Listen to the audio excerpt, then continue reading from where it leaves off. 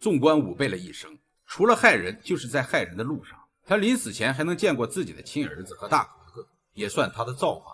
但是无赖的标签会跟着他一起入那酒泉。我一生飲醉酒，享天荒，只有更夢透愛說謊，但不會內疚。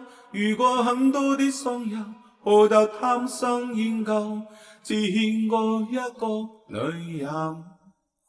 怕嘅分只要再為我好，本想淨化過對你好，但更了就算，如今杯仔得到成，我也沒有怨言，因為我怎偏偏怎知道如今我成了這廢人，怎生為覺不能？